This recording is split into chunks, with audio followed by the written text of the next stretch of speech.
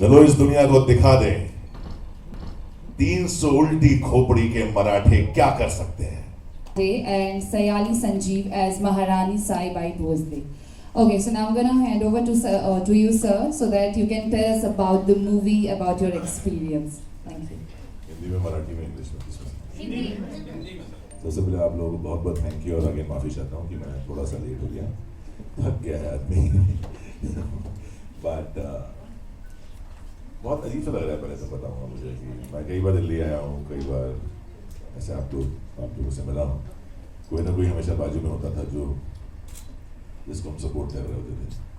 आज अकेला बैठा हूँ, बहुत अजीब लग रहा है, बट एक अलग फीलिंग है. और आप लोग हैं सब लोग तो शायद बयान भी कर सकता हूँ. एक हमारे लिए बहुत ही इम्पोर्टेंट फिल्म है, स्पेशली आज के टाइम पे. हम सब जो नॉर्थ में रहते हैं, मैं भी नॉर्थ में पला बड़ा हूँ, ग्वालियर से हूँ, छत्तीसगढ़ की पैदाइश है मेरी. और कहीं ना कहीं हमारी टेक्स्ट बुक में ना जब आप हिस्ट्री की बात करते हैं तो एक चैप्टर होता है छत्रपति शिवाजी महाराज के बारे में. बस उतना ही होता है, उसके अलावा ज़्यादा किसी ने पढ़ा नहीं है. जो अध्ययन करता है शायद उसने किया, अदरवाइज नॉर्मल स्टूडेंट्स के लिए तो ज़्यादा होता नहीं है. अलग अलग वीरों की अलग अलग कहानियाँ होती हैं. मैं जब मुंबई पहुँचा 20 साल पहले, फिर समझना शुरू किया यार यहाँ महाराष्ट्र में सब छत्रपति शिवाजी महाराज को भगवान क्यों मानते हैं, या उनके लिए भगवान जैसे क्यों हैं. उनकी कहानियाँ पढ़ना शुरू की, उनके बारे में जानना शुरू किया. समझना बहुत मुश्किल है हमको, लेकिन इतना कहना चाहूँगा कि एक आदमी का विचार उनके जाने के कई सौ सालों तक भी लोगों को प्रोत्साहित करता रहा स्वराज्य के लिए. सोचिए कितनी बड़ी बात होगी कि एक 50 साल के जीवन काल में उन्होंने वो किया जो आज तक हम सबको इंस्पायर कर रहा है स्वराज्य के लिए. तो बहुत अथाह है वो इतिहास, जिसको ना सिर्फ महाराष्ट्र में बल्कि पूरे देश भर में बताना जताना बहुत ज़रूरी था. तो एक कोशिश की है हर हर महादेव के माध्यम से. और हर हर महादेव एक ऐसा नारा है, ऐसा स्लोगन है जो शायद पूरे हिंदुस्तान में बड़े जोश के साथ बोला जाता है. सही है ना? ऐसे कोई नहीं हो जिन्हें हर हर महादेव नहीं पता हो या ये क्या है. तो कहीं ना कहीं उसका सबके अंदर एक भावना वो है हर हर महादेव की. जहाँ भी आप जोश दिखाना चाहते हैं वहाँ हर हर महादेव बोलते हैं. मराठा रेजिमेंट का स्लोगन है हर हर महादेव. तो कहीं ना कहीं छत्रपति शिवाजी महाराज की एक सोच है जो लोगों के अंदर जोश जगाती है स्वराज्य के लिए. उसकी कहानी है हर हर महादेव. उनके कई सारे सेनापति रहे, कई सारे साथीदार रहे. उनमें से एक थे बाजी प्रभु देशपांडे जी. उनकी हमने कहानी चुनी है क्योंकि उसके अंदर बहुत सारे लेयर्स हैं, बहुत सारी बातें हैं जो लोगों को नहीं पता है, और वो इतिहास है जो लोगों को जानना बहुत ज़रूरी है. ये उस समय की बात है जब छत्रपति शिवाजी महाराज भी नहीं बने थे और छत्रपति भी नहीं थे. वो शिवाजी शाहजी भोसले थे. एक सोच थे जो 350 सालों से गुलामी की जंजीरों में बंधे लोगों को जगाना चाहते थे स्वराज्य के लिए. क्योंकि आप देखिए ना, आप खुद अभी आप अगर 1 घंटा बैठेंगे यहाँ पर, जब उठने की कोशिश करेंगे तो पैर थोड़ा सुन्न हो चुका होगा, शायद उठने के लिए कष्ट करने पड़ेंगे. ऐसे ही वो लोग थे जो 350 सालों से बस जी रहे थे अपने ही गाँव में, अपने इलाकों में, कि भाई मेरा परिवार है, मेरा कुनबा है, मेरा एक कुछ गाँवों का एरिया है जहाँ मैं खुश हूँ, मुझे कुछ करने की ज़रूरत नहीं है, मुझे टैक्स देना है, कर देना है, ठीक है, जैसा है वैसा चल रहा है. जो आज हमारी स्थिति भी है, जैसा चल रहा है वैसे चलने दो. किसी को परिवर्तन की ना इच्छा थी, ना कोई इरादा था, ना कोई जोश था. वहाँ एक ऐसा व्यक्ति आता है जो बोलता है नहीं, हमें स्वराज्य चाहिए. तो सबसे पहले क्या होगा, उसका विरोध किया जाएगा कि भाई क्यों, अच्छे खासे बैठे हैं, जी रहे हैं, क्या जरूरत है लेने, क्यों लेने तुम्हारे लिए यार. हम ठीक है अपने जगह पे यार, परिवार है, बच्चा बीवी सब ठीक है, हमें अपना परिवार देखना है, हमें कुछ और नहीं देखना. तो ऐसे ही एक किरदार थे बाजी प्रभु देशपांडे. बहुत वीर थे, महायोद्धा थे, लेकिन कहीं ना कहीं वो बंधे हुए थे अपने उस छोटे से एक एरिया में. मुझे यहीं ठीक हूँ, मुझे क्या करना है. फिर शिवाजी महाराज ने उन्हें वो समझाया जो आज हर हिंदुस्तानी को समझने की जरूरत है, स्वराज्य की वैल्यू. तो स्वराज्य की जो कीमत है वो उन्हें समझाई गई, और फिर कैसे उन्होंने महाराज का साथ दिया। और हमने एक फिल्म देखी है 300, शायद बहुत लोगों ने देखी होगी। उसके बारे में कोई तथ्य है कि नहीं मुझे पता नहीं है, शायद नहीं है कोई तथ्य, it's can be fictional, but इस कहानी के तथ्य और सारे प्रूफ्स हैं कि 300 मावड़ों ने, जिनका नेतृत्व बाजी प्रभु देशपांडे ने किया, उन्होंने एक घाटी के अंदर 12,000 सिद्धि के सैनिकों को, जो मूलों के साथ थे, उन्हें रात भर रोक कर रखा ताकि छत्रपति शिवाजी महाराज विशालगढ़ के किले पर पहुंचे और उस पर फतेह करें। ये कहानी है। हम सब जानते हैं जब भी हम पीरियड फिल्मों की बात करते हैं तो एक कॉन्टेक्स्ट आता है कि ये वॉर फिल्म होगी, एक बड़ा युद्ध होगा बड़ा सा और ऐसा। वो तो चलिए है फिल्म के अंदर, बट एक कहानी है उस संवाद की, उस विचार की, जो छत्रपति शिवाजी महाराज बाजी प्रभु देशपांडे जी के माध्यम से अपने सारे मावड़ों को, मावड़े बोलते हैं हम लोग, जो उनके अनुयायी हैं, जो उस एरिया के लोग हैं, जो उस पूरी जनता को देना चाहते हैं। तो ये फिल्म उस विचार के बारे में है, जो कि है हर हर महादेव। मेरा नाम गौरव है। हाय गौरव। एक मिनट मुझे पता नहीं क्यों माइक दिया है, मुझे लगता है जरूर। इसको लगाओ, इससे बनाओ। मेरा नाम गौरव है, मैं हाय गौरव। मशरूम पोस्ट से हूँ। और सबसे पहले तो नमस्कार है इन दोनों ही चरित्रों को, जिन्होंने हमारे देश के लिए इतना कुछ किया। मैं आपसे जानना चाहूँगा, मेरा जो प्रश्न है वो ये है कि जो आप किरदार कर रहे हैं ऐसे महान सेनानी का, और जो छत्रपति शिवाजी महाराज हैं, आपकी फिल्म के माध्यम से इन दोनों किरदार से हमारे जो दर्शक नहीं जानते हैं उन्हें क्या सीखने को मिलेगा। और एक दूसरा सवाल है कि ये जो पहाड़ दिख रहे हैं, ये जो दर्रे हैं विशाल, उनके बीच में जो शूटिंग किया है उसमें कितनी कठिनाइयाँ, कितनी परेशानियों का आपको सामना करना पड़ा, या फिल्म को करते वक्त क्या परेशानियाँ? मैं पहला सवाल का जवाब देता हूँ कि मैंने जैसे ही कहा, सबने पढ़ा है, सब जानते हैं छत्रपति शिवाजी महाराज को, लेकिन आज भी हिंदुस्तान में अधिकांश लोग कई बार सिर्फ शिवाजी बोलते हैं, कोई छत्रपति शिवाजी महाराज पूरा नाम लेता नहीं, क्योंकि वो जानते नहीं है उनके बारे में, वो कौन थे, उन्होंने क्या किया इस देश के लिए। कई सारे आपने देखोगे इंस्टाग्राम्स पे ऐसे पेजेस आते हैं जहाँ हिंदुस्तान के नक्शे में हर तरफ ग्रीन होता है, और फिर शिवाजी महाराज का एक विजुअल आता है और वो पूरा ग्रीन एक भगवे में तब्दील हो जाता है धीरे धीरे। तो कहीं ना कहीं उस सोच का परिणाम है जो उन्होंने लोगों के अंदर जगाई, जो दबे हुए थे, अपने ही जिंदगी में जूझ रहे थे, कुछ उद्देश्य नहीं था जिंदगी में कि क्या करना है या कुछ ऐसा कुछ करना है जिंदगी में। वो सिर्फ एक व्यक्ति का विचार था कि नहीं, मुझे इस परिस्थिति से आज़ादी चाहिए, मुझे स्वराज्य चाहिए। उनका विचार शायद किसी को नहीं पता होगा, कहानियाँ पता होंगी कुछ, स्पेशली जो हमारी जनरेशन है, हमारे बाद वाली जो जनरेशन आने वाली है, उन्हें तो शायद बिल्कुल भी नहीं पता होगा कि उन्हें शायद जो सिवा और BTS पता होंगे, लेकिन या विदेशी कोई ऐसा इतिहास होगा, पर्शियन या फ्रेंच या ऐसा कुछ इतिहास शायद ज़्यादा पता होगा बनिस्बत कि उन्हें हिंदुस्तानी इतिहास पता होना चाहिए। तो ये हमारा कर्तव्य है कि हम उन्हें उसके बारे में बताएं और सही तरीके से बताएं। तानाजी एक फिल्म थी जो सबने देखी, सबको बहुत पसंद आई।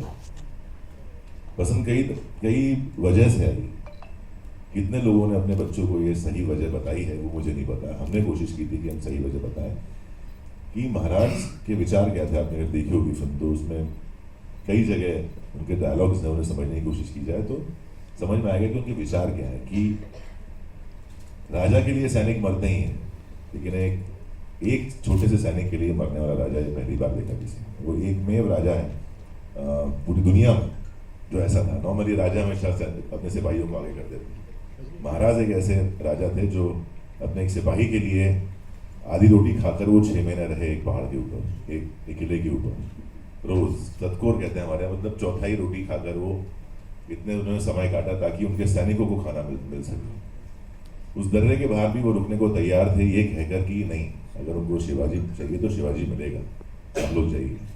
इस तरह का राजा कभी किसी ने देखा नहीं, ना कभी हुआ, ना कभी होगा। और ये इतिहास हमारे फ्यूचर जनरेशन को बताना बहुत ज़्यादा ज़रूरी है। तो एक ऑडियो विजुअल मीडियम या एक फिल्म का मीडियम सबसे ज़्यादा इजी है और एंटरटेनिंग भी है मेरे ख्याल से, कि आपको विजुअली, और अब तो टेक्निक इतनी बढ़ चुकी है कि हम उनको विजुअली एक्सप्लेन कर सकते हैं कि क्या हुआ था उस टाइम पे, क्या परिस्थिति होगी, कैसी कठिनाइयाँ होंगी जहाँ ये सारी घटनाएं, सारा इतिहास रचा गया है। दूसरा सवाल है कि इन ऊंचे ऊंचे पहाड़ियों के बीच में शूट करने में क्या दिक्कतें आई हैं, और ये दिक्कतें ये हैं कि सर आज तभी सीढ़ी चढ़ने में दुखता है घुटना। नहीं, बहुत सारी घटनाएं थी, बिकॉज हमारे डायरेक्टर हैं अभिजीत देशपांडे, उनके बारे में ये कहना चाहूँगा। उन्होंने इससे पहले एक फिल्म की थी आनी काशी नाम घाणेकर, एक बहुत बड़े मराठी एक्टर थे, उनकी बायोपिक थी जो सुबोध भावे जी ने की थी। सुबोध भावे जी ने और जो हमारे प्रोड्यूसर हैं सुनील फड़कर, इस फिल्म के प्रोड्यूसर वही हैं, इन दोनों ने कसम खाई थी कि हम अभिजीत देशपांडे के साथ दोबारा काम नहीं करेंगे।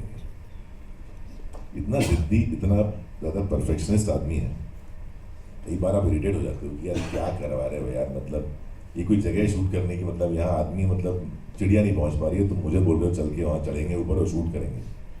तो ऐसा वो एक आदमी है जो बहुत जिद्दी है, उसकी पढ़ाई बहुत ज़्यादा है। 9 साल से वो इस फिल्म पर रिसर्च कर रहे हैं, जो आपको फिल्म में दिखेगी, ये मेरा वादा है आपसे। तो एक ऐसे आदमी के साथ काम करना जो दिन रात नहीं सोचता है, वो पाताल आसमान नहीं सोचता है, कितना कठिन रहा होगा हमारे लिए, और वो कितना अच्छा है, इसका उल्लेख ये है कि वो जो दोनों थे, जो प्रोड्यूसर सुनील फड़तरे और सुबोध भावे, वो दोनों इस फिल्म का हिस्सा हैं। वही प्रोड्यूसर हैं और वही सुबोध भावे इस फिल्म में भी है। क्योंकि जब आप एंड रिजल्ट देखते हैं तो जितनी कठिनाइयाँ, जितने कष्ट, जितने लड़ाई झगड़े हुए होंगे, वो सब एक तरफ होते हैं और एक अच्छी फिल्म एक तरफ होती है। तो हर कलाकार की भूख वही होती है जो एक डायरेक्टर उसके अंदर से निकाल पाए अच्छा काम। कष्ट ये है कि अभी भी जाता हूँ फिजियोथेरेपी के लिए 1.5 साल बाद भी, अभी भी जाना ड्यू है, बहुत सारे इंजरीज हैं, बहुत सारी कठिनाई हैं, और तभी वो ऑथेंटिक दिखता है। अगर आप चाहे वो घुड़सवारी के शॉट्स देखें, चाहे वो आप एक किले के ऊपर लड़ाई का सीन देखें, तो जब फिल्म देखेंगे आप, एक चीज़ कहना चाहूँगा इस फिल्म के बारे में। लोग नॉर्मली मराठी सिनेमा को, चूंकि है लिमिटेशंस भी हैं, मैं नहीं मानता हूँ कि नहीं है, कंटेंट सबने बोला है आज तक कि बहुत अच्छा होता है, कहानियाँ बहुत अच्छी होती हैं, एक्टर्स बहुत अच्छे हैं, तो कहाँ कम पड़ते हैं। वो है हमारा स्केल, हमारा ग्रैंडर, हमारा एक विजुअल जो हमेशा लोगों को थोड़ा सा निराश करता रहा है। मैं मानता हूँ इस चीज़। जब ये फिल्म मेरे पास आई थी, बिकॉज 2020 में तानाजी द अनसंग वॉरियर आई थी और मैंने उसमें छत्रपति शिवाजी महाराज का रोल किया था। लोगों ने बहुत अप्रिशिएट किया, बहुत माना, कई जगह पोस्टर लगाए जाते थे, और एक एक्सेप्टेंस होती है किसी कलाकार के लिए कि हाँ, इस भूमिका में ये बहुत अच्छे लग रहे हैं, जच रहे हैं, अच्छा काम किया है। उसके बाद क्या हुआ, कई सारी फिल्में लोग डिज़ाइन करते हैं, छोटी बड़ी, और हर कोई आदमी मेरे पास आता था और बोलता था कि हमारी फिल्म है, उसमें छत्रपति शिवाजी महाराज का सिर्फ 4 दिन का काम है, आप करेंगे कैसे? मतलब किसी भी फिल्म में छत्रपति शिवाजी महाराज का काम 4 दिन का नहीं हो सकता अगर उनके समय की कहानी है। और क्या आप लोग उसे जस्टिफाई कर पाएंगे उस कहानी को? क्या आप उस तरह चित्रीकरण कर पाएंगे? क्या आप उस तरह से उनकी भव्यता दिखा पाएंगे? किसी के पास जवाब नहीं होता। फिर एक दिन अभिजीत देशपांडे जी आए, हम एक फिल्म बहुत पहले करने वाले थे, वो हो नहीं रही थी, तो मुझे लगा शायद क्या कर रहे हैं, पता चला कुछ पीरियड फिल्म बना रहे हैं। तो मेरे पास आया और चश्मा लगाते हैं, हाँ शरद, मैं एक ऐतिहासिक फिल्म बना रहा हूँ महाराज के टाइम। मुझे पता था कि अगला यही सवाल आएगा कि क्या तुम छत्रपति शिवाजी महाराज का रोल करोगे?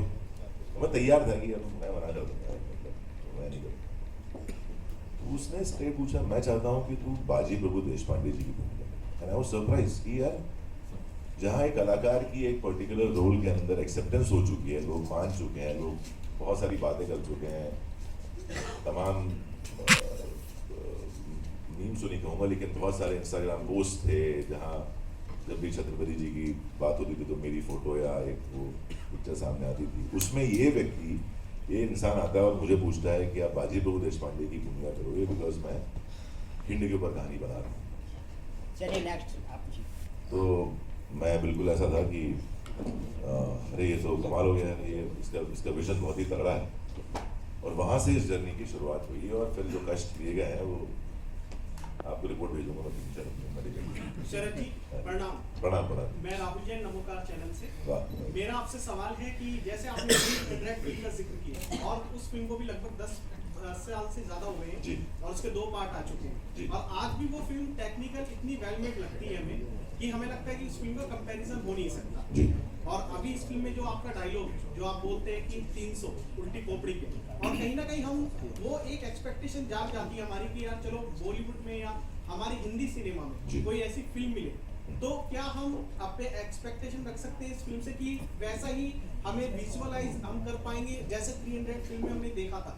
देखिए मैं आपको 2 चीज़ें बताता हूँ, चाहे 10 साल पहले हो फिर भी हॉलीवुड फिल्म्स का बजट हमारी फिल्मों से 100 गुना होता है, समझ रहे हैं। और जो उनकी टेक्नोलॉजी है वो मच मोर एडवांस है। एवेटार कब आई थी आपको पता है? 2009। मोशन कंट्रोल आज तक इंडिया में लोग कर नहीं पा रहे हैं बिकॉज बहुत एक्सपेंसिव है, बहुत समय लगाती है और उसके लिए एक बहुत बड़ा रिसर्च चाहिए 5-6 साल का, जो करते आए हैं वहाँ के डायरेक्टर्स और ईपीज, वहाँ ईपीज होते हैं जो बड़े होते हैं, जो प्रोड्यूसर होते हैं। तो उतना वक्त, उतना पैसा, चूंकि उनका ग्लोबल ऑडियंस है, उनकी रिकवरी ग्लोबल ऑडियंस से होती है। हर एक देश में अगर आप कलेक्शन देखेंगे एवेंजर्स का या एंड गेम का, उतना किसी हिंदी फिल्म ने नहीं किया होगा जितना बिजनेस इंडिया में उसने किया। और ऐसे जितनी 125-150 कंट्रीज हैं वहाँ सब जगह एवेंजर्स गई, सब जगह से ऐसे ही कलेक्शन आता था, तब जाके वो फिल्म रिकवर करती है। इसलिए उनके अंदर वो ताकत है, वो हिम्मत है कि वो टेक्नोलॉजी, उतना समय, आर्टिस्ट की उतनी फीस, वो सब दे पाए।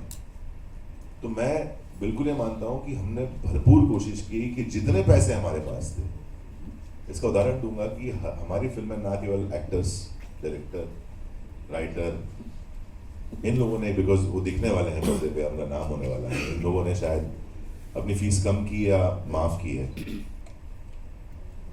मेकअप मैन से लेकर एक कॉस्ट्यूम वाले से लेकर हर एक ने अपनी फीस कम की है ताकि वो पैसे प्रोडक्शन में लग सके, क्योंकि हम एक लेवल तक ही ऊपर जा सकते थे। आप जानते हैं स्थिति कैसी है और मार्केट तो आपको पता ही है कैसा है। हम एक सर्टेन लेवल तक जा सकते थे और उसमें हमको बेस्ट करना था। गोकुल हमारे वीएफएक्स इंचार्ज हैं, मुझे पता है उन्होंने कितने घंटों काम किया है। जो शायद 150 लोग 8 घंटे में करेंगे, वो 25 लोग 24 घंटे काम कर रहे थे। कोशिश हमने की है, कितनी अच्छी है कितनी बुरी है वो आप डिसाइड करेंगे, लेकिन कोशिश हमने की है कि हम इतने छोटे बजट में, मतलब ये आज अगर आप हिंदुस्तानी फिल्मों की बात करें तो उसका 5% बजट है मेरी फिल्म में, 5% से, जो बड़ी ऐसी ऐतिहासिक फिल्में बनती हैं 5% भी नहीं है मेरी फिल्म का। तो अगर आप रिसेंट कुछ फिल्मों का नाम लें, मैं नाम नहीं दूंगा, तो उनके हिसाब से तो मेरा 2.5% का बजट है पिक्चर का। 2.5% ये बजट में हमने ये फिल्म खड़ी की है और मैं चाहता हूँ कि आप लोग इस फिल्म को सराहें, उस एफर्ट को सराहें जो हमने कोशिश की है। एक छोटी नहीं कह सकते कि मराठी इंडस्ट्री बहुत बड़ी है, मैं बहुत प्राउड फील करता हूँ, लेकिन जिसकी लिमिटेशंस हैं उसमें हमने कोशिश की है कि हम अच्छे से अच्छा प्रोडक्ट दे सकें। शरद जी जी इधर जी। एक जब मेरे पास, मैं सर ने मुझे काट दिया, कहाँ गए वो बट उनका जवाब मेरा ये दे रहा था। मैंने बोला कि जब मेरे पास ये फिल्म आई थी तो पहले सवाल तो थी कहानी क्या है, स्क्रिप्ट दे दो मुझे। तो अभिजीत देशपांडे किसी को स्क्रिप्ट देते नहीं है, क्योंकि शायद वो लिखते ही नहीं है, शायद उस सेट पे सीन देते हैं, बट कमाल के सीन देते हैं करने को। दूसरी चीज़, बिकॉज मैंने काफ़ी हिंदी में काम किया है और मुझे एक वो ग्रैंडनेस की आदत सी पड़ गई है कह सकते हैं। मेरा सवाल था हमेशा से सुनील फड़तरी जी के लिए और अभिजीत के लिए कि यार अगर हमें ऐसी फिल्म बनानी है, महाराष्ट्र के ऊपर बहुत फिल्में आ रही हैं, बट किसी में भी वो ग्रैंडनेस, वो क्वालिटी, वो साउंड, वो विजुअल्स, वो वीएफएक्स किसी में नहीं है, तो हम भी एक फिल्म बना देंगे तो क्या रह जाएगा उससे? क्या आप मुझे वादा करते हैं ये फिल्म उन सारी फिल्मों से कई गुना बेहतर होगी या बड़ी होगी या अच्छी होगी या ग्रैंड दिखेगी? तो दोनों ने एक साथ हाँ बोला मुझे, यस वी प्रॉमिस यू। तो मैंने कहा ठीक है करते हैं, और वो दिखा। नॉर्मली मराठी फिल्में मैक्सिमम शूट कर लिया तो 30-32 दिन में शूट हो जाती है, हमने 55 दिन फिल्म शूट की है, दिन रात एक करके, पहाड़ों पे गए, यहाँ गए, ताकि वो ग्रैंडनेस दिखे। तो कहीं ना कहीं हमारी कोशिश है कि अच्छी शुरुआत है और पिक्चर बड़ी होगी। जहाँ तक बात रही टाइटल की, हर हर महादेव, ये ऐसा एक टाइटल नहीं कहूँगा, नारा है जो हमारे पूरे हिंदुस्तान ही नहीं, बाहर भी लोगों को पता है, तो ये कनेक्ट होता है उनके साथ। और ये छत्रपति शिवाजी महाराज का नारा था, स्लोगन था, जब भी वो एक वॉर क्राई कहते हैं जिसको, वो हर हर महादेव, ये नारा उन्होंने दिया था। तो उससे अच्छा रिप्रेजेंटेशन क्या हो सकता था हमारी फिल्म के लिए। हेलो सर आकाश के आपने बता दिया तो देते नहीं, तो आपको घंटों बैठना पड़ता उनके साथ, क्योंकि उस आदमी ने, अभिजीत देशपांडे ने, तकरीबन 9 साल से वो रिसर्च कर रहा है, डिटेल ले रहा है, उन परिवारों के पास जा रहा है जो जिनके वंशज हैं। वो इतनी रिसर्च के बाद अगर आप उनके साथ रोज बैठेंगे, घंटों बातें करेंगे, अध्ययन करेंगे उस कैरेक्टर के बारे में, तो आपको ज़्यादा खुद से पढ़ने की जरूरत नहीं है। बिकॉज हमारे समस्या क्या है कि हिस्ट्री के कई वर्जन्स हैं, अब किस पे बिलीव करें या कंफ्यूज हो जाए। तो बेटर है जिसने इतना स्टडी किया है उसके थ्रू समझेंगे, तो उसका विजन समझ में आएगा, उसका परसेप्शन समझ में आएगा, और उसी पे हमको चलना है, अमल करना है, उसी पे एक्ट करना है।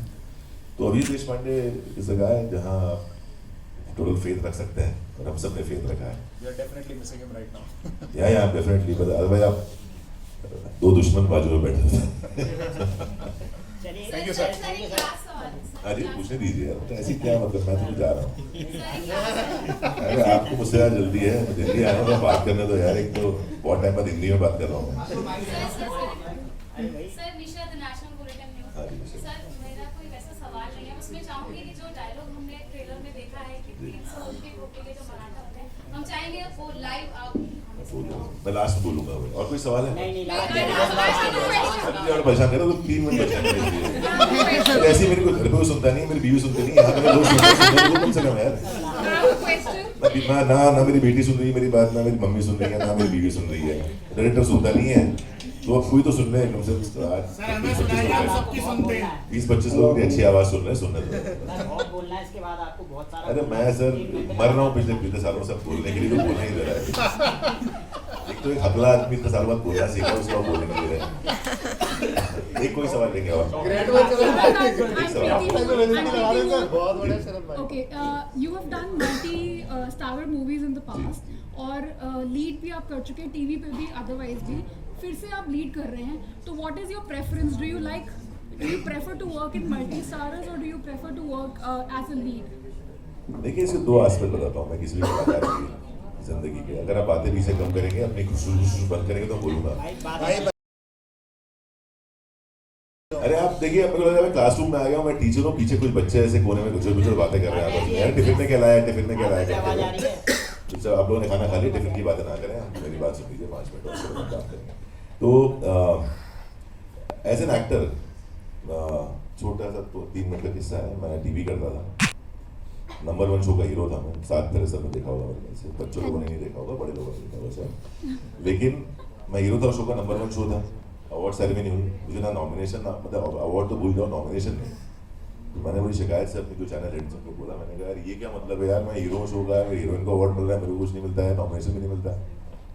तो उन्होंने बड़ी अच्छी बात बोली मुझसे, बोली कि तुम स्टार बनना चाहते हो। मैंने कहा यार कोई भी आता है मुंबई तो स्टार ही बनना चाहता है। तो उन्होंने अच्छी बात की कि तारा जो है ना वो टूट जाता है, कलाकार हमेशा रहता है। तो मैंने सोचा कलाकार बनूं, और वही कोशिश है, multi hero, multi cast film हो या सिंगल हो या कैसी हो, काम कैसा करने को मिल रहा है वो ज़्यादा इम्पोर्टेंट है, और उसमें मैं क्या कर सकता हूँ वो मेरे लिए महत्वपूर्ण है, रादर देन कि कौन है फिल्म में, कैसा है, क्या है। कहानी अच्छी होनी चाहिए, मुझे अच्छा काम करने को मिले, थोड़ी इज्जत मिले, बस। Thank you. डालो बोलो उनका है। चलो इस दुनिया को दिखा दे 300 उल्टी खोपड़ी के मराठे क्या कर सकते हैं।